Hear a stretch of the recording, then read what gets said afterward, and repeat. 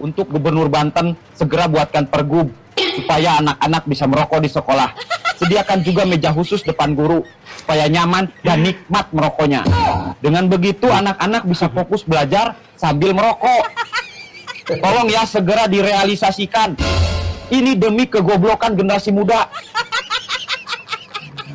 Assalamualaikum warahmatullahi wabarakatuh. Cerdas, jernih, jujur, dan pemberani, guys. Ini Gubernur Banten ini perlu dinepalkan ya, guys, diresafel itu ya. Dia tidak mengerti ya bahwa ada Peraturan Menteri Pendidikan dan Kebudayaan nomor 64 tahun 2015. Apa itu? Tentang terbitnya kawasan tanpa rokok, di dalamnya itu termasuk adalah sekolah ya. Dan pasal 437 ayat 2 Undang-Undang Kesehatan itu dendanya 50 juta. Jadi kalau Bu Kepala SMA 1 ya di Banten itu ya, khususnya SMA N1 Cimarga, justru oleh gubernurnya dijatuhi sanksi dan diaktifkan, menurut saya ada pertanyaan, itu 360 siswa itu siswa apa? Jangan-jangan dia masuknya titipan gubernur, itu jangan-jangan 360. Kamu tidak logis bro ya, kalau kamu dewasa dan kemudian kamu datang di kantor saya ngelamar sambil bawa rokok pahit, kamu sudah saya tolak jauh-jauh. Jadi merokok di halaman sekolah itu termasuk KTR, kawasan terlarang untuk merokok. Dendanya 50 juta ya. Itu diatur di Permendikbud. Jadi jangan ngaco. Lalu kalau kemudian dilaporkan, ibunya melaporkan ya, itu masuknya delik tipiring. Andai kata ditempeleng itu tipiring, tidak pidana ringan, nggak bisa ditahan. Dan saya yakin polisi juga nggak bodoh. Saya yakin akan ada namanya restoratif justice. Jadi bu guru, kepala sekolah itu dipertemukan ya, Pak Gubernur, Anda itu terpilih, bayar berapa sih? Inilah risiko demokrasi di Indonesia yang di eranya Pak Jokowi berubah menjadi duitokrasi. Jadi semata-mata karena duit orang bisa jadi ini, jadi itu, termasuk jadi gubernur, jadi wali kota, bupati karena ngasih parsel, ya ngasih bansos, benar-benar tidak bisa dimengerti. Jadi Bu, kita dukung. Kalau perlu akan saya gugat Gubernur Banten ya. Jadi kawasan larangan merokok itu ada, dendanya 50 juta ya. Permendikbud juga mengatur, dan sekolah termasuk bagian dari kawasan larangan merokok. Karena itu tetaplah menjadi orang yang cerdas, jernih, dukung Ibu Dini, Kepala SMA 1 Cimaraga. Salam akal waras, merdeka. Ya sudah jelas ya, dari kasus SMA Negeri 1 Cimarga, banyak netizen berpihak kepada kepala sekolah karena yang dilakukan oleh kepala sekolah ini adalah untuk pendisiplinan. Apalagi merokok itu sangat dilarang di halaman sekolah, di institusi pendidikan itu sangat-sangat dilarang.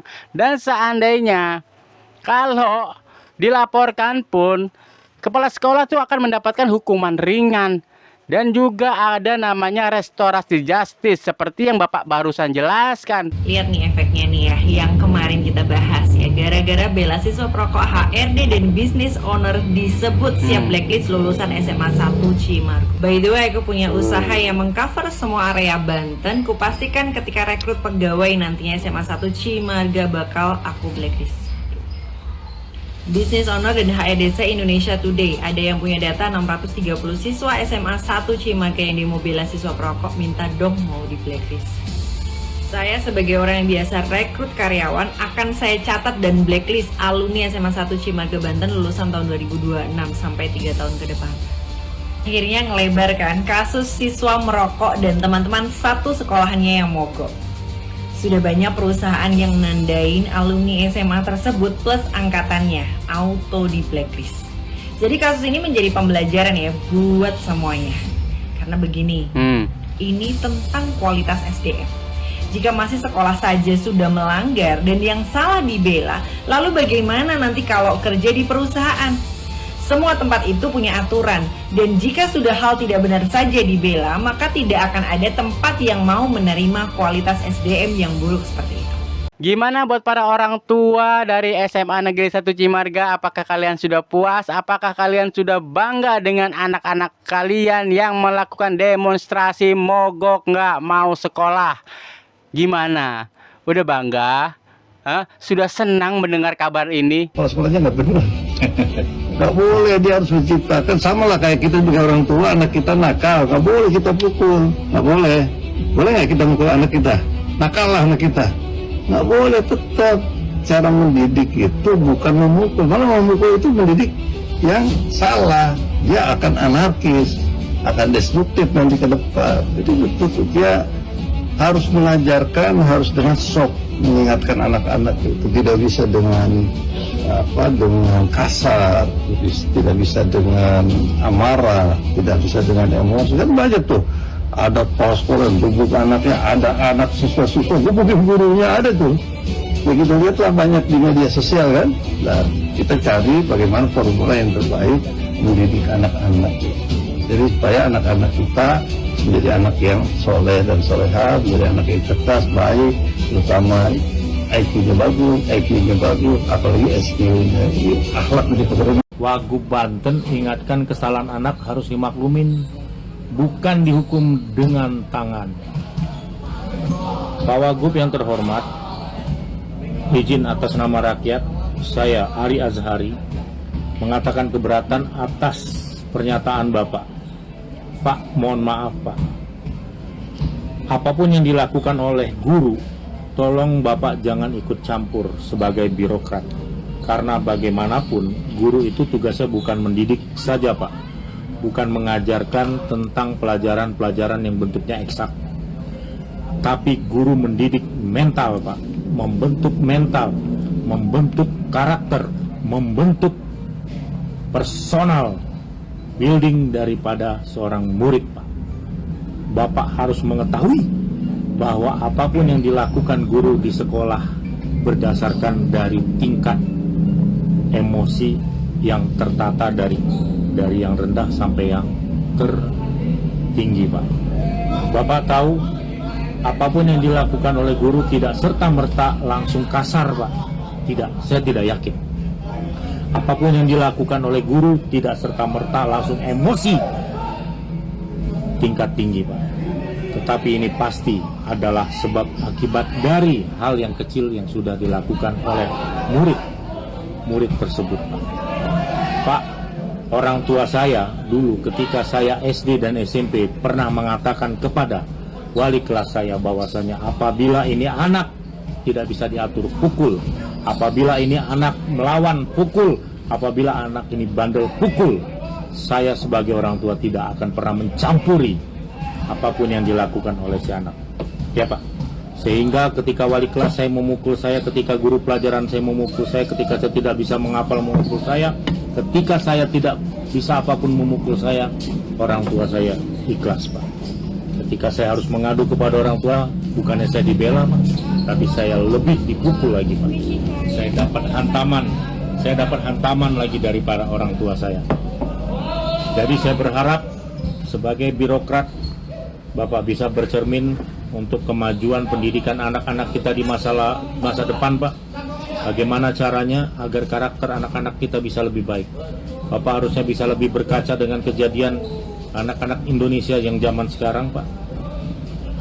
Jauh sekali dengan kita Pak yang kelahiran tahun 70 atau kelahiran tahun 80. Salam hormat Bapak Wakil Gubernur Banten yang saya hormatin.